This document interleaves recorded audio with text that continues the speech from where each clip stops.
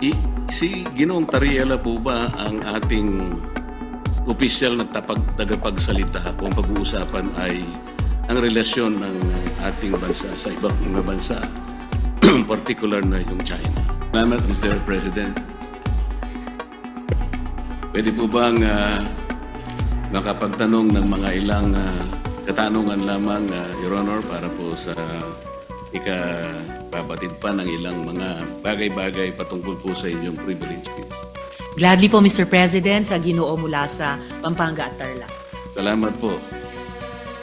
Noong nakaraang linggo po, Mr. President, ako po ay inimbitahan ng bagong ambassador ng China doon po sa kanilang embassy na parang residente rin dito sa Makati. Ako naman po ay nagpa-unlock sapagkat ipinadala po nila yung invitation sa akin.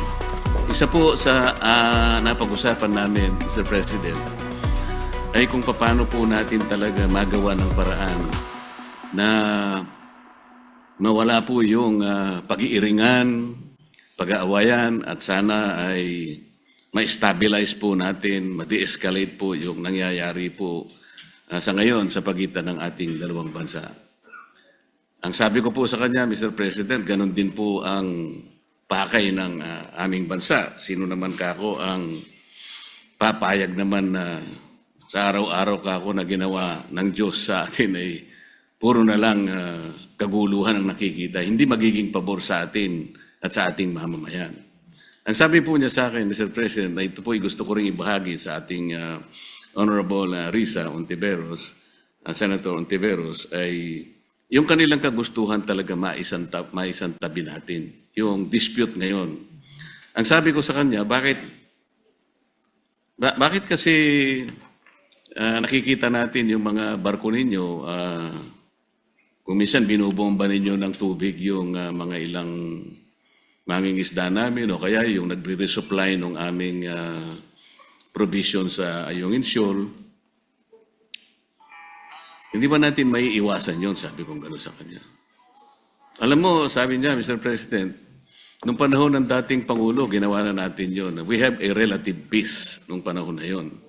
Ang problema sa ngayon ay, maski ikaw, makikita mo naman, binanggit niya po yung nangyari sa ginawa yata ng spokesperson ng Coast Guard.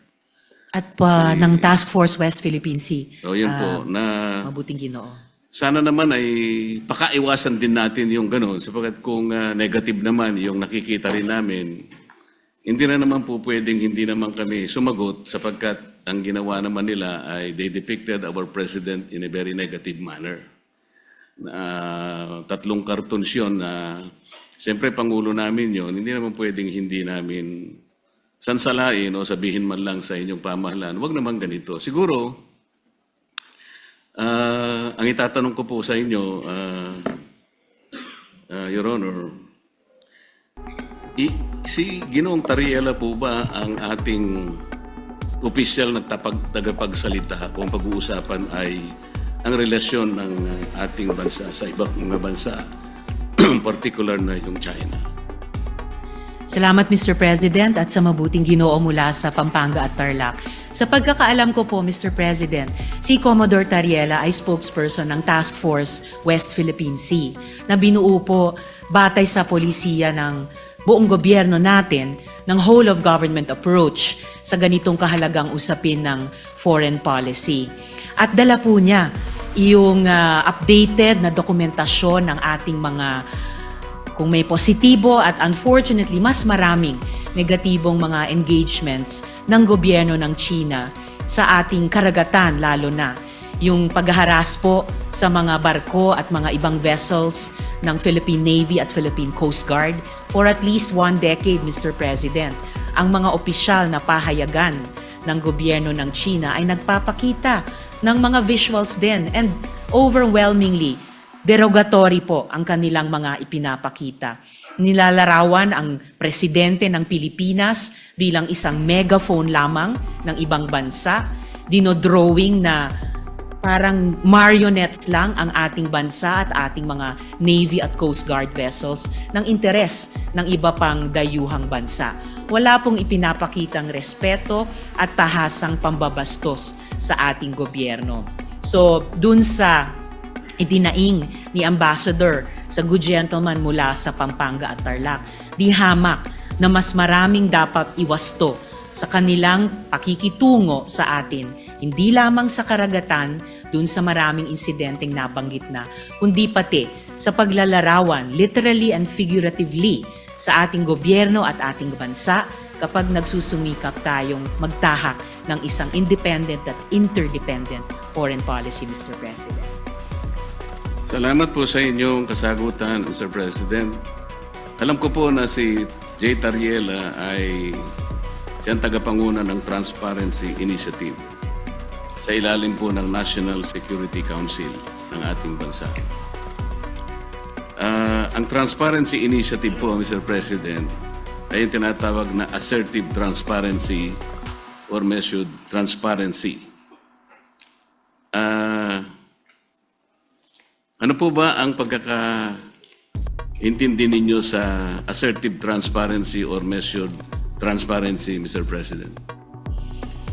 Sa pagkaintindi ko po, Mr. President, ang assertive transparency ay ibig sabihin, isa sa publiko, lahat ng mga importanteng engagement sa pagitan ng ating bansa at iba pang mga bansa, lalo na sa loob ng ating teritoryo. At particular dito, sa ating dynamic sa gobyerno ng China, ibig sabihin ay hindi magiging mahiyain ang ating gobyerno upang sabihin kapag nga may ganyang mga insidente. Ang inyo pong binanggit, Mr. President, ay napapaloob dun sa definition ng assertive transparency.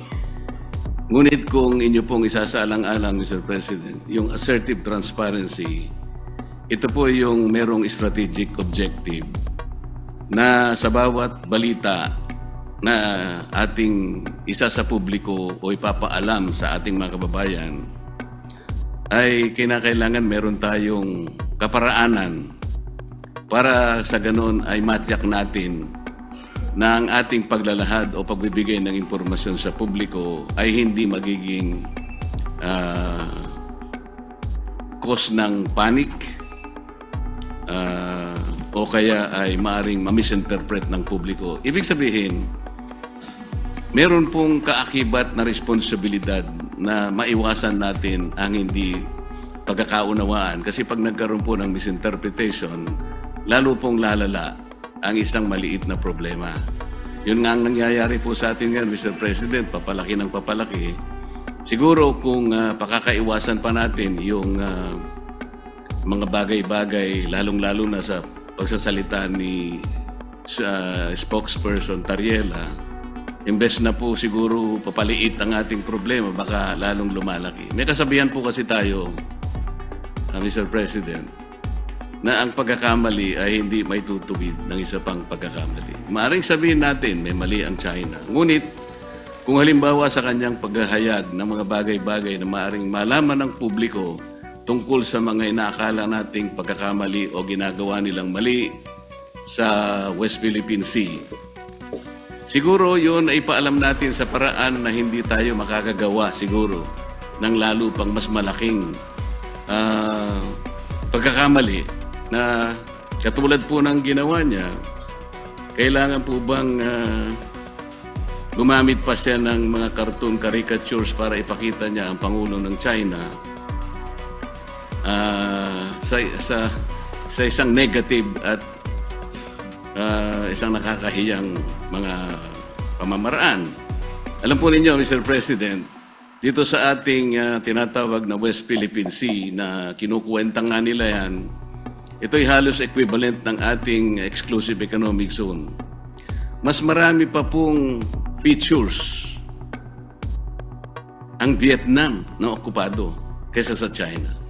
Meron din pong features na nasa loob ng ating West Philippine Sea na ngayon ay sinakop o occupied ng Malaysia. Tinanong nga ako ng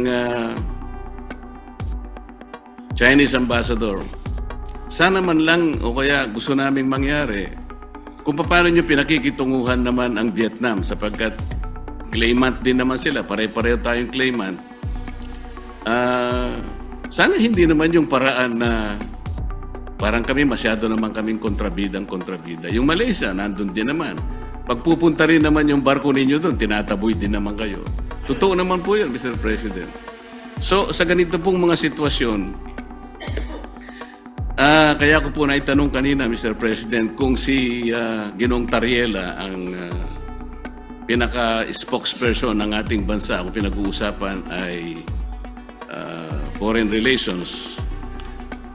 Kasi po, ito po, sa sarili po niyang statement,